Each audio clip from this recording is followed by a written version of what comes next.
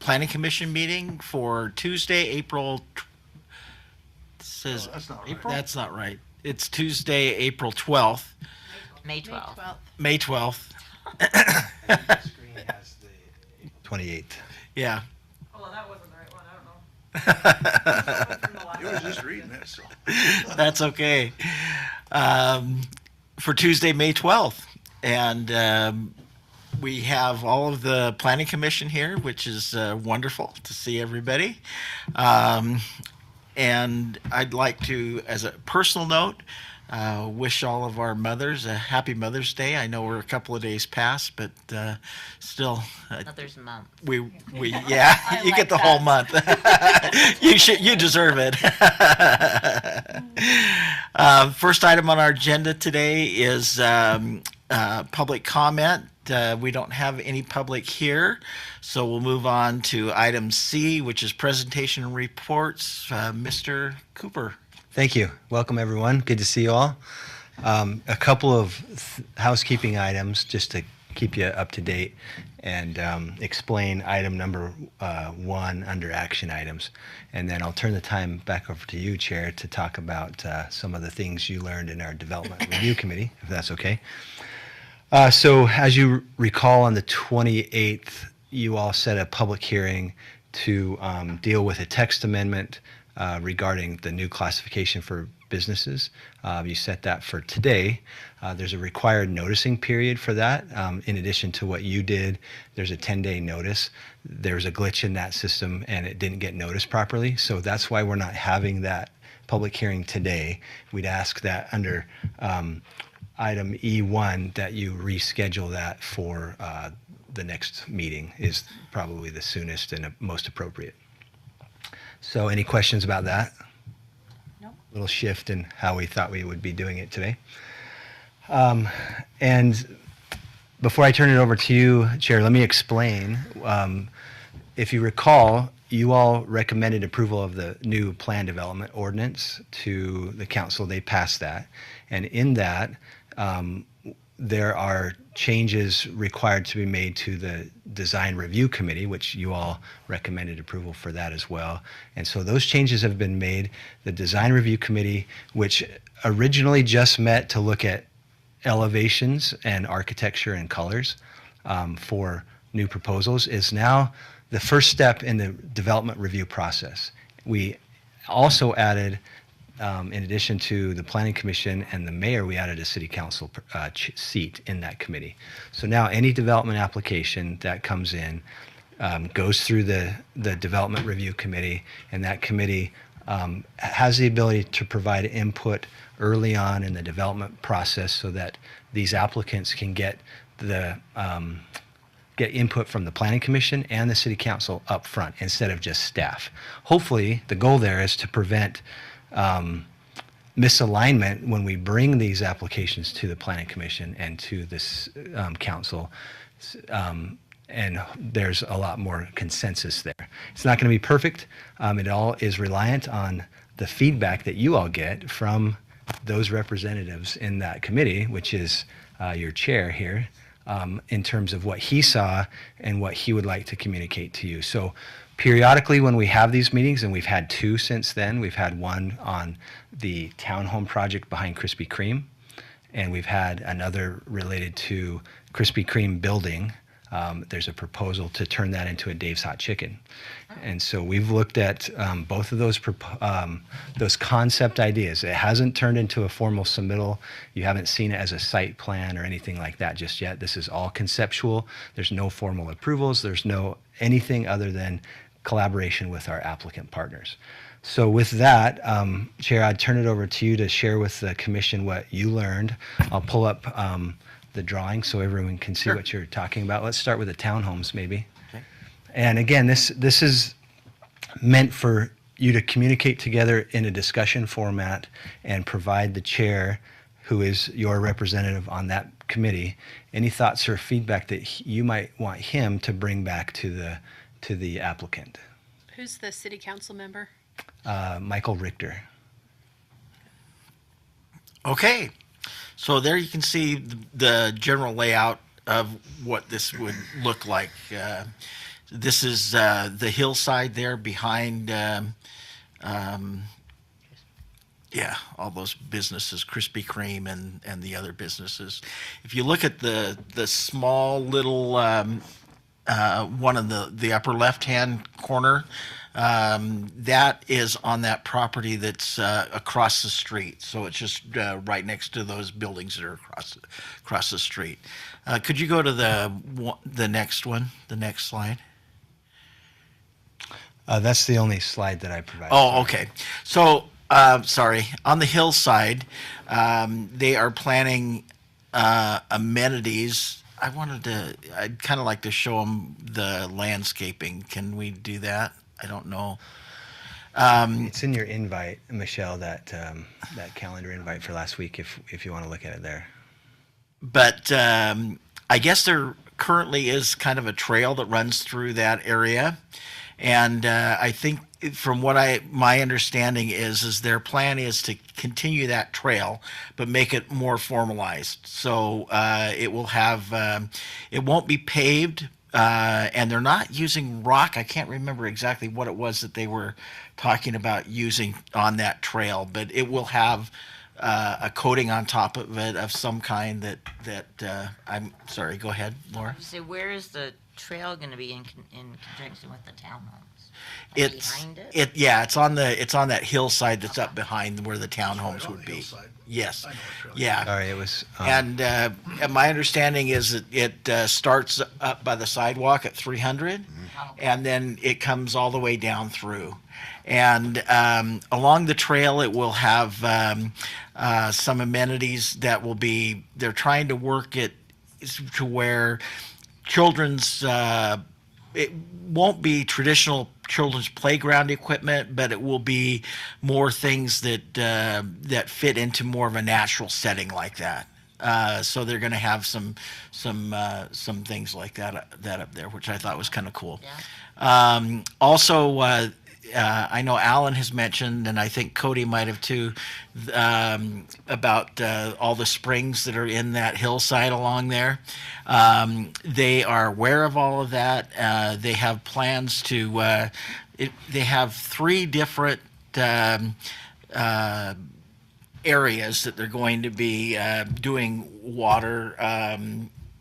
Retention.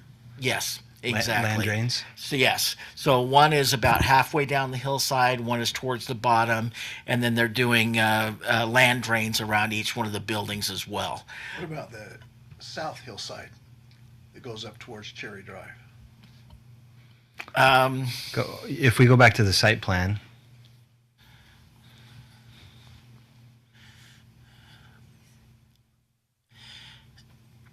But I think that's the hillside that we were talking about. So that would be On the far left there. yeah. Yep. Bottom left. Yep, so there'll be land drains there. These land drains will drain into that triangle piece there, in between the Hale Properties, Pet Boys, and the 550 West. So there's that weird triangle. That's currently kind of a wetland area. So some of the land drains will drain there. Some of the other land drains will actually drain into the UDOT storm system that goes out into Riverdale Road. So that's good because that's where they're currently draining. And then that retention pond at the top there, just off of 500 West, that'll take the surface drainage, right. So the roads. they also are planning on there'll be kind of a rocked stream that will run down through it, and that also goes into it's just water that comes from the hillside, and that will also run into the drain as well on the bottom end of that. The other question I would have, because I'm close to this, the trees and hold that hillside together. Yeah. And I didn't know what they're going to be planning on doing with a lot of those trees, because certain areas there, that could just take them out. They're going to have the hillside come down. That's what I was wondering. So if you're familiar, the slope is very wooded and then it gets flat, and that's pretty, that's just covered in weeds and things. So the slope is our concern as well. We have an ordinance that governs what they can and can't do with hillside slopes. So as part of their submission to us for a site plan review and subdivision, they will hire a geotechnical engineer. I think they've already done that. And he or she will analyze the soil, the groundwater, the runoff, the canopy, everything related to that hillside, and provide recommendations to them as the developer on how to maintain slope stability. And we'll review that. Our city engineer will review that, and that will become part of the approval. So they'll be required to maintain those recommendations. And a lot of that will be to minimize any cutting of trees, right? Especially removing of roots. And so they'll be very surgical in how they maneuver their equipment up through the hillside, how they excavate, what they replant, how they water, that kind of stuff. Okay, good. At the same time, they're going to clean that up, so they will, so that it all looks better, so it will be all cleaned as well. The engineer, sorry, Chair, I just want to add one thing. The engineer who is doing the hillside for America First, where you see those giant Terraces? yep. There is probably just as much water on that hillside that they've had to figure out how to manage as there is here. That might be speculative, but there's a lot of water, and they've done a great job doing exactly there what they're proposing to do here. So we have some confidence in the engineer at least. They're putting up walls like that? No. That was just to retain the hillside. There's no retention necessary here, but the water management became just as big of a problem there as it will be here, and they've managed the water really well. Is that hillside already at a 2-to-1 slope, or do we know what that's at? This one here, it's probably greater Yeah, it's pretty steep. in some areas for sure. Water, and a lot of my people that live around here, and they found out I was on the commission, I kind of talked to Shell about it a little bit. They're saying, where is the water coming from to flush their toilets? Stuff like that. And she tried to explain it to me about water rights that the developer has to sell back to us. Is that right? Yes. Not quite that terminology, but they have to provide access to water. That comes in two ways. They can provide to us water shares that are equivalent to their water usage, and that's a math calculation that we determine based on the number of units, the amount of outdoor landscaping, both in turf and xeriscape. And so they either can provide us a water share that satisfies that usage, or they can buy water that we have already contracted for with Weber Basin. And that water isn't an actual share, it's just an allocation to that property in perpetuity.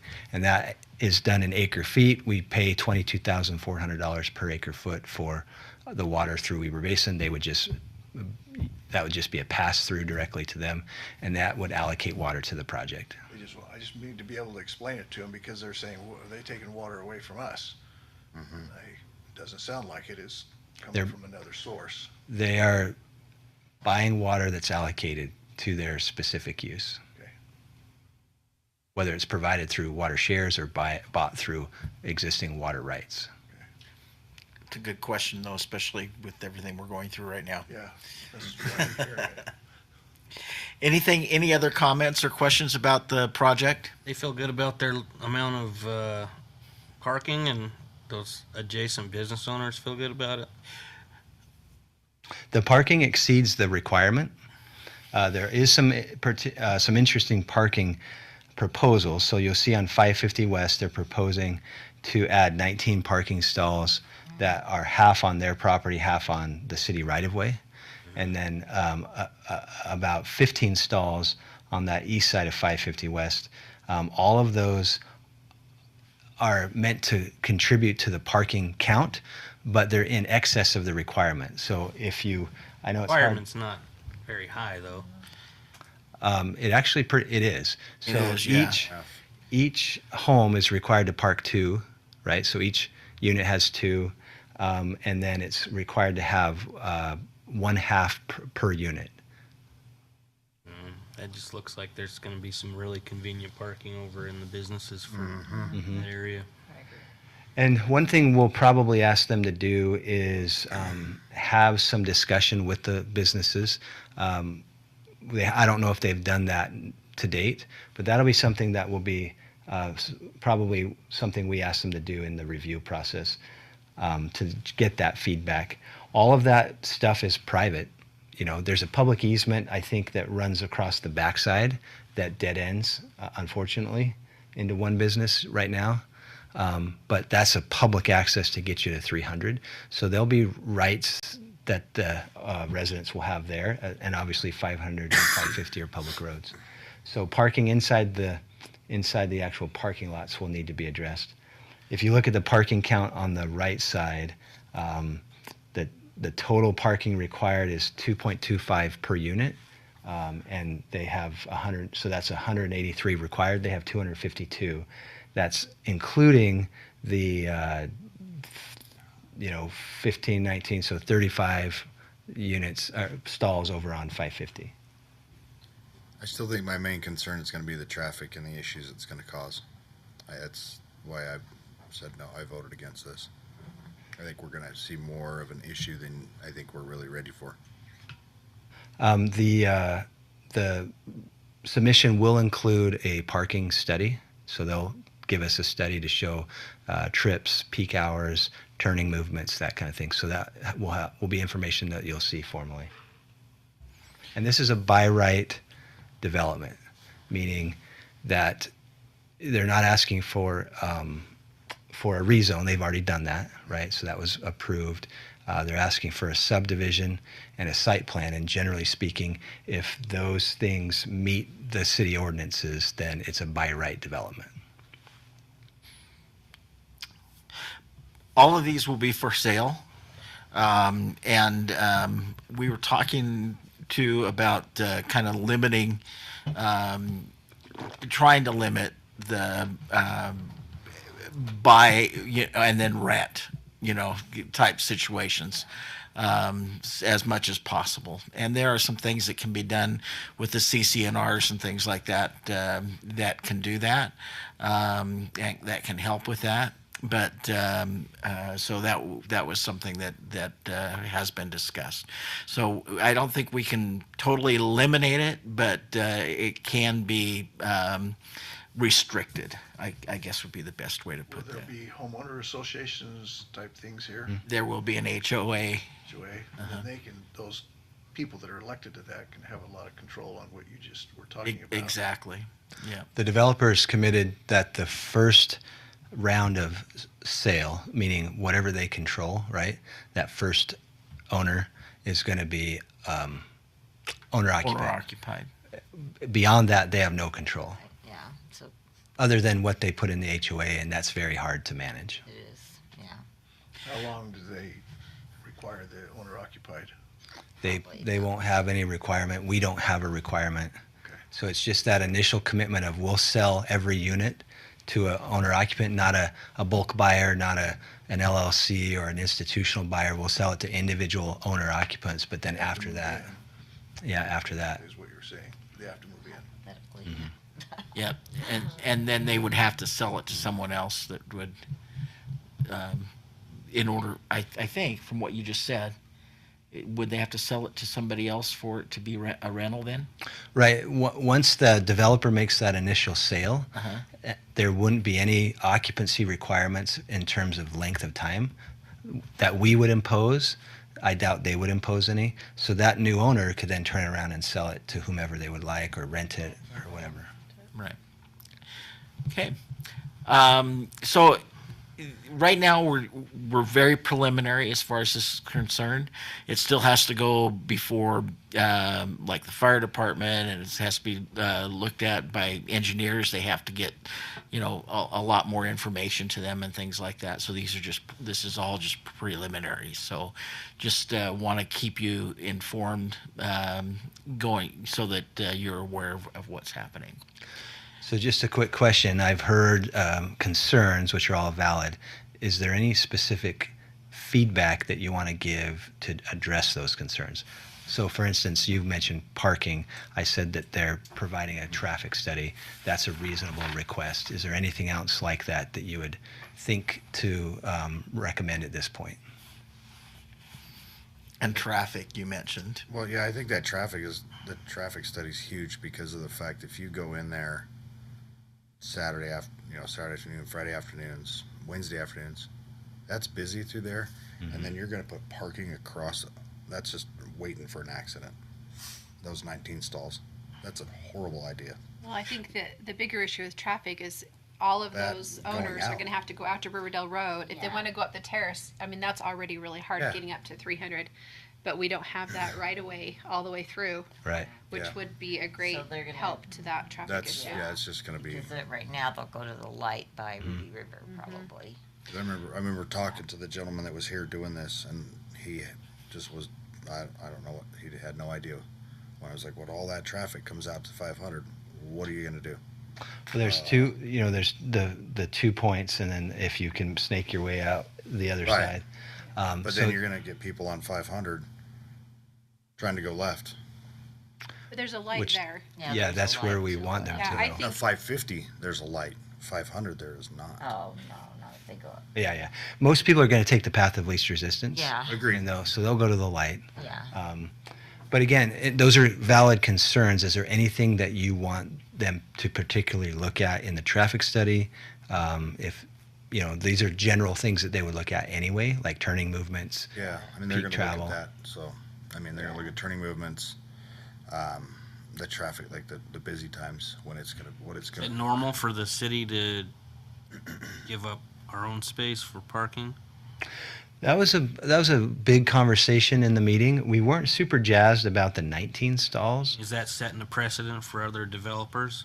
Saying, well, we need some of your spots for parking too. I don't get what's the net. If that takes them over the limit, then what's the point? Right. It's in So- a weird spot, I think. So we talked about that exact thing because it is Yeah. an amount that takes them over the limit. It's at our discretion.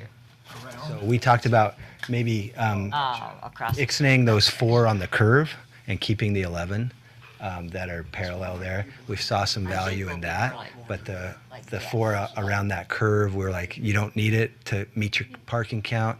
All the way over. Those would be stalls that we would stripe and maintain. So it's totally at our city discretion, and we'll have that resolved in the review. So I'll have an answer back when we come back to you. The 19 was, again, totally optional, not required, just something to help. But there is a requirement on our side to do partial maintenance. We have to work out an agreement with them. So that was a bit more clunky. Sean, our Public Works Director, was in the DRC meeting, and he'll make a determination on that when we bring it to you. Also, there was a concern with the curve and things, so we've recommended that they turn those into 45-degree angle stalls instead of 90-degree angle stalls. Oh, that's right. So that that way they're facing towards the curve, and so when they back out, they automatically head that direction. So they'll probably lose a couple of stalls by doing that, but it's, they're already way over. So this is, by the way, if you look at that, that's inside the curb on the street. And so that actually ends up being on their property, but because of the way that it is, like Brandon said, the city will kind of take over maintenance of that area, even though it's on their property. I know my daughter lives in townhomes in Farmington, and there's it's barely two cars for each townhome, but they do have parking across the street similar to that for guests or people visiting, because otherwise people start parking like anywhere they can Sure. find a place. Well, and you can see throughout the on the inside even there's parking stalls here, all the way along that eastern side. There's parking all the way along there. So they've got parking stalls throughout, and then there are the 2-car garages that's underneath each one of them. And then who will monitor that? 'Cause- So everything inside the property line is private. right. The okay. streets are private, the So parking's if- private, except on 550. If Sally has a party and they park wherever, then it's what? No one's gonna. Yeah, So and the there really HOA won't be a room inside for extra parking. I mean, they can't park along the street or anything like that. There's just not room. And they're responsible for taking care of their own snow removal and that sort of Will there thing. be no parking Yeah, signs the posted? HOA will be responsible for. So there'll be a couple of things. The concern that we have is that a townhome is parked internally, and a new parking stall now is 9 by 20. So if you have two inside of a townhome, you have to have a townhome with a footprint big enough to accommodate that size. But a lot of times people just put their junk in the garage and park somewhere else. Somewhere else, yeah. So we brought that up, and that'll be something that the HOA will A, have to. restrict. Yeah. They'll restrict having your garage not for cars, and B, they'll restrict on-street parking. So this will have garages. Yes, Underneath, yes, Yeah. underneath them. Every unit will park two cars. Unless you have like a F-450, traffic- probably not. In the traffic study, do they take into account the effect this has on the congestion on Riverdale Road? Only if we ask them to. So they'll look at the immediate intersections, 550, 500, and maybe 300, and then internal circulation. So if we want them to look at the impact on a larger scale, that's why we're having these conversations. Because there's one thing that happens, because I go this way a lot down Riverdale Road. If you've ever gone down Riverdale Road towards the Starbucks, from over the viaduct, there's 3 lanes. The 2 left lanes are fairly open. A lot of times they move. The right lane can be backed up clear up on Yeah. top of the, Well, there are people Getting to Viaduct. three, because you're turning Yeah. to 300 Turning. west. right, 300. and that's the trick. Yeah. That But one. I don't think this is gonna make that. So it just, it I might have- think, I think the opposite. I think it Yes, I will, think because it's gonna anybody that destroy wants it. to head up the terrace is Oh. gonna go in that lane, True. and Yeah. so well, it will. anybody Status that wants of to get on negotiations Riverdale with the Road's gotta troops. go into that lane. Unknown. Even if they want to Yeah. go down to Out of our Trader hands. Joe's or something Yeah. further, that's a big backup right there. If they're gonna do a study of 300 west, that fulfills my concern. Okay, good feedback. So I'm hearing to expand that traffic Yeah, I would study to include yeah. 300 and maybe some impacts along Riverdale Road to the south. 300's already a mess. It's hard. Yeah. It's hard Yeah, to I Okay. got during into some hours. 300 West and I was, to come here today, I just came early, I was backed up to where you turn in to the back part of, Trader Joe's, So keep in mind up all the way. that a traffic study will quantify what that means, because backing up in the eyes of a traffic engineer is not inherently bad. It's the length of time that you're backed up that determines whether or not that intersection or that turning movement is a failure or not, based on acceptable levels. And we can get into all that when we talk about this, but backing up is not inherently bad. If you're backed up for 12 or 15 or 20 minutes, maybe that starts to creep into the failure categorization. They do but- that study after school's out for the year. That'd be a lot different. Yeah. Do it now, They need to do it. Unfortunately, it's a point in time, so Yeah. yeah. because they'll do it mid-July. And this is another. So good feedback. I'll make sure that's incorporated into what they provide to you as a commission. Anything else about this? Let's move on then to the Dave's Hot Chicken. This is much easier. Healthier, So is Krispy Kreme closed? No, it's still there. There's still Barely. It's kind of the same situation as Goodwood. We don't really know what Well, what is happening Yeah, I say there. Barely, Barely. because I've gone there before. And it's like, You go there at 8 o'clock in the morning, they don't have donuts. It's bad. They don't have any. Is that what you said? On a Saturday, we went on Saturday and they were out of half of their donuts At 8 8:30 a.m.. At 8:30. Wow. I'm like, Well, that's that a peak, good that's sign or a peak bad sales, sign? That's Horrible peak sign. sales time. well, he said we didn't make enough. Looks like Post Malone designed it. What's that? obviously. Yeah, on a Saturday at 8:30 in the morning. That's Yeah. like peak sales time. Yeah, you would think. Something. That's a look. yeah. who designed that? You should see the one in Logan. It's insane. 1980. You want to make It any is comments about bright. this before we start? Yeah, so the building isn't changing, the site isn't changing, so this actually won't come to you as a commission because the DRC still retains their ability to approve just the exterior colors and things. So you won't actually see this beyond tonight. It will get a building permit for the interior renovations, but you folks don't see those. So anyway, we just wanted to share this with you because it's an interesting take is, on for sure. a brand. Is this set to happen?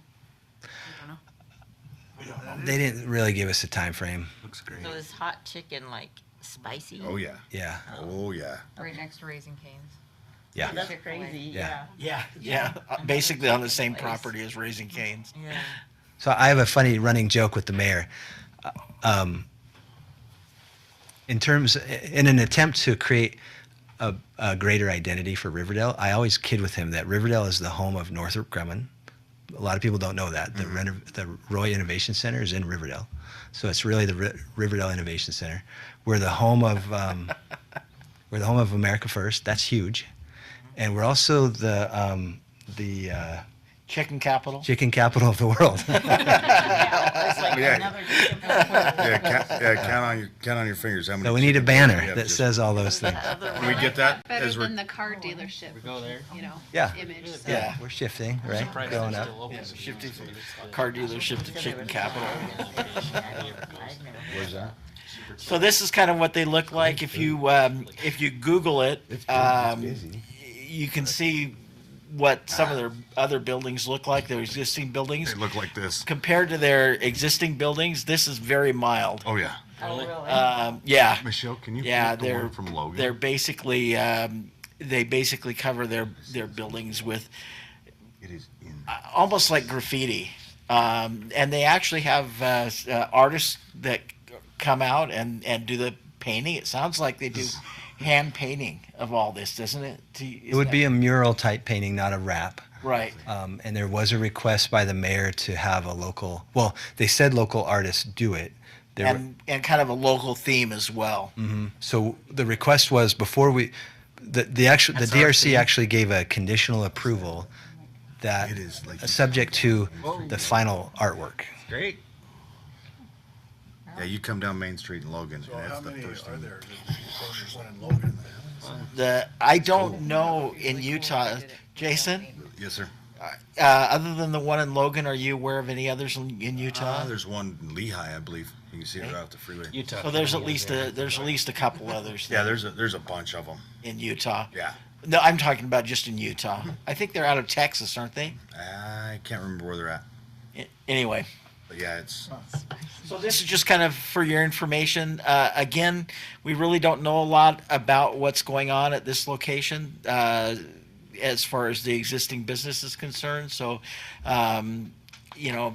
you're free to talk about it, but it's kind of bad if the employees hear from somebody else that their think they have business one may be closing, employee. and then maybe they don't. Who knows? We don't know what's going to happen. I've done there before. And honestly, I walked in the lobby and was like, is anybody working? 'Cause Well, there was nobody. and I drove by Arby's last week, go. and they were taking the sign down, and there was a huge dumpster in the drive-through window area, and I thought, okay, well, Arby's is closed. yeah, Arby's shut down. So, The one right here in Riverdale, by yeah, the one right They're here. so Slow slow Wild all the Wings? time. Room for another. They were really slow. yeah, Access, They maybe. had no hope. it's they a had big no thing. hope. You were right. Yeah. So, Bad location. so we lost Arby's too. So, all right, Another chicken place. I was just yeah, gonna say. yeah, Anybody got $1 million idea? Chicken place. KFC. yeah. The brand. Yep. So if you know anybody that is looking for a place to put a business, there you go. Arby's is up. Perfect. Now I'm gonna throw away the Subway coupons and the Arby's coupons. Yep. Yep. Arby's right up on 1900. Yeah, there's one in Roy. We're not gonna go into Roy. We gotta keep our money. And there's also one right up on Harrison. That's not far away either. So, all right. Any questions or comments about Dave's Hot Chicken? Okay, we can move on then. Thank you very much. Um,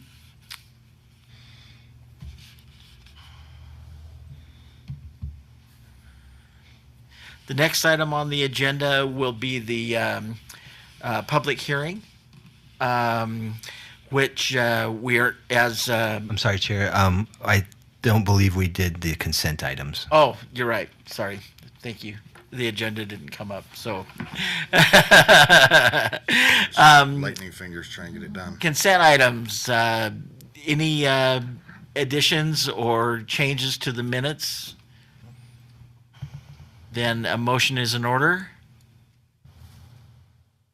to approve the consent Propose items. That we approve the April 26th work session and regular meeting minutes. Okay, Actually, 28. 28th. 28. All right, the 28th. I'll second. The agenda, but it's right on the minutes. I second it. Second. Okay, we have a motion and second. Everyone in favor, say yes? Yes. Yes. Okay, that's unanimous. And now, the item E, action items, consideration to reschedule the public hearing. So I don't think we need, does anybody have any discussion or questions about that? Okay, then a motion is in order. I move that we reschedule the public hearing for the 28th of May. 26. 26. 26th. Is it the 26th? Okay, 26th. Need a bigger calendar. Yeah. Too many numbers. Move that public hearing for the 26th of May for this meeting. Second. Second. Okay, all in favor? Yes. Yes. Okay, any opposed? And item 2, consideration to approve the subdivision plat amendment for Peacock Ridge Estates preliminary plat. Mr. Cooper. Okay, thank you. We'll get a little presentation up here. I might ask you to advance the slides for me, please. Go ahead. Okay, so Peacock Ridge, go ahead to the next one, is an existing subdivision up off of 1200 West. So there's an aerial map. It's kind of the southwest part of town. That's Hill Air Force Base there. Up in the top corner, left corner, you start to see the beginnings of the Riverdale Innovation Center. This was a subdivision that was approved quite some time ago. You can go to the next slide. This was actually approved in 2021. It was an 8-lot subdivision. Mr. Kent Hill purchased this land, and the Planning Commission and City Council approved the subdivision as you see it before you today. If you're familiar with that area, if you would mind going back to the aerial, please. Yep. That's basically a hillside. All of the homes there that front 1200 West have retainage on the backside. So it was a difficult subdivision. They've got a canal right behind them. Yep, don't they? there's the Yep. Davis Weaver Canal right behind it. So it was a difficult subdivision, but it was approved nonetheless. In 2024, I was working with Mr. Kent Hill on the subdivision and trying to figure out a feasible way in which he could develop based on what was approved. And it began to be challenging in terms of what he was willing to do versus what we were going to require him to do. And so the city council approved a purchase of this land, I think in 24 or 25. So the city owns this property now. So if you don't mind going through, go to the next one. There's the top of the cul-de-sac, if you're familiar. There used to be a home there, and now it's just access. And so if you go to the next one, you'll see what we're proposing to you tonight. So this is a preliminary plat request. It's initiated by the city because we are the landowner. We would propose that we vacate the original 8 lots that exist today and replace it with this plat, which would create 3 new lots. Lot 1R would be the largest lot and that would be the bulk of the hillside, and we anticipate selling that to the canal company. That's already been approved by, the concept's already been approved by the council. The deal has not been approved, like the actual contract. It's subject to this action. So lot 1R would be its own lot, sold to the Davis Weber Canal Company. Lot 2R and 3R would be retained by the city in our ownership, and we would put those up for sale for residential homes. This is an R2 zone, so these two lots comply with the R2 zone based on how we've drawn this up. Go ahead, next slide. R2, is that single family? Uh-huh. Okay, that's Yep, what I so- thought. I just wanted to make sure. So minimum lot size, residential based, that kind of thing. The lots will have a challenge because of the slope. It's still there, so there will be some retention. There will be some considerations to manage that hillside, but I think it's buildable. If we put them on the market and in a period of time that we determine that's adequate, we don't sell them, we could end up combining the two lots into one and just selling one lot for a bigger home, just kind of put it back to what it was originally. But the key is that we wanted to create a subdivision that we could essentially put most of that hillside into the ownership of the canal company, who would then reserve it for just their easement purposes. It would be access, if you don't mind going back to the subdivision. You can see right there on the curve, that's the top of the cul-de-sac. There is an access easement there that they would be able to cross that property and get into that section of the land. And Yeah, that's the, you've spoken with the canal company, and they are interested in purchasing that property? Their board has approved it. Okay. We've approved the price. We just haven't approved the actual purchase and sale agreement yet until this is approved.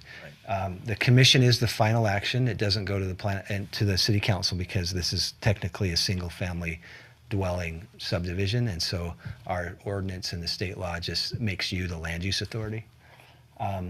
We've designed it again to be applicable to all the zoning standards in terms of access and all of the things. It was a residential area in the past. It still will be. Go ahead. There are some conditions that I would recommend to you as you think about a motion. Our ordinance requires that anybody that's to be built, anything that's to be built on those two lots, that they would require to transfer water. So we would ask that that's done at the time of building permit. Typically, when an owner has a development, a subdivision that they're intending to develop, they provide water to us at the time of subdivision approval. This is a little bit different because we are the city. So we would ask that we would condition the approval on the fact that when we sell the lots, the owner would bring the water. The city crews will install the water and the sewer.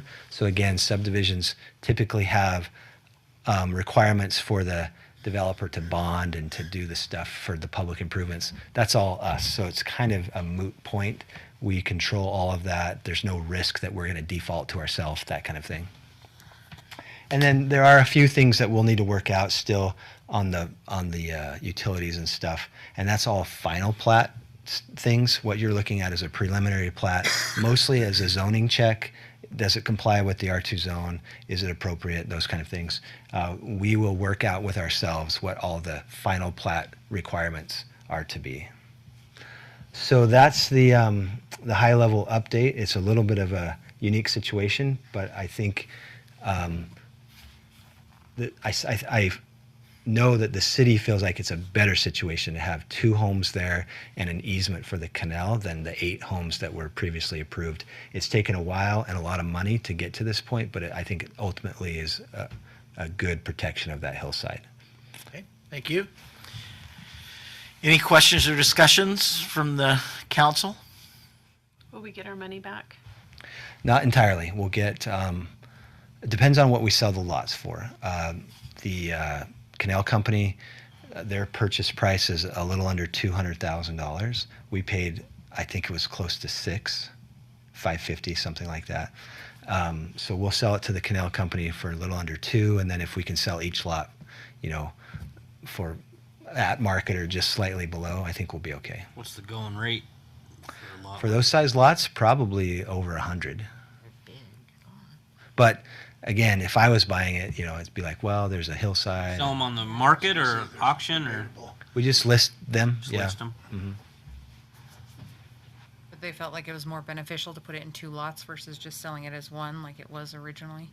Yeah, we felt like, so we're stubbing the utilities for 2. And we felt like 2 would fit. So they're big lots, but it I've been up there a lot. depends on how you retain that hillside because it comes around. Exactly. So on paper, the building footprint is adequate for a nice size home. It does have an increased site cost to it. Very increased. Yeah, but some people, you know, people build on hillsides all the time, and Yeah, I just was thinking it would be more appealing as one lot because of how that cul-de-sac sits. So I wondered why you put it in 2, but I'm guessing it's money. yeah, we try to recoup our money. Yeah.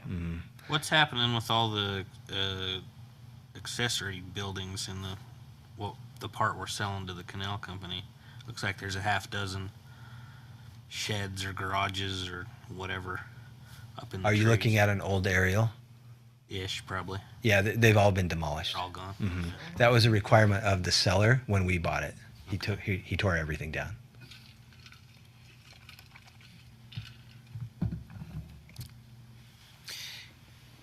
Any other discussion? Then a motion's in order.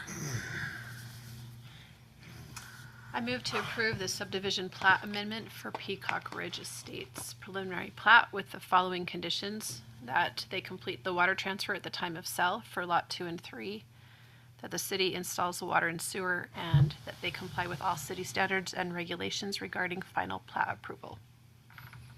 I'll second that. Any discussion? Okay. All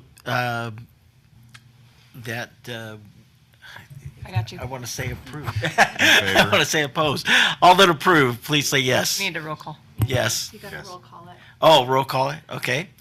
Commissioner Hilton, Yes. Commissioner Carey, Yes. Commissioner Herman, Yes. Commissioner Francis, Yes. Commissioner Hanson, Yes. Commissioner Henstra, Yes. Commissioner Bothorpe. Yes. All right. Well, that's unanimous then. Thank you very much.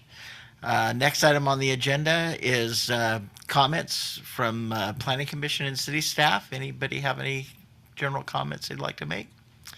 Then a motion to adjourn is in order. Yes, Michelle? Because I thought Brandon was going to. Our work session that was scheduled for after this We're was going to do just- that in a minute. We don't need to. Okay. Mike's not going to be here, so we don't have anything. Well, I know, but Brandon gave me some instructions on what we should do as far as procedure is concerned. So you could do it now, Okay? as Michelle's indicating. So if because there's no information for the work session, so you can just Okay. cancel it now if you like. So yeah, there will be no work session because Mike Hansen didn't have any new information for us ready to go. So after our meeting is adjourned, we will not need to stay for a work session. Okay. So now a motion is in order to adjourn. Motion to adjourn? I'll second that. All in favor? Yes. Yes. Thank you. That was painless. What? Did you say satisfying? Yeah. I just want some hot chicken. They've got some in there that will put I your know. blisters in your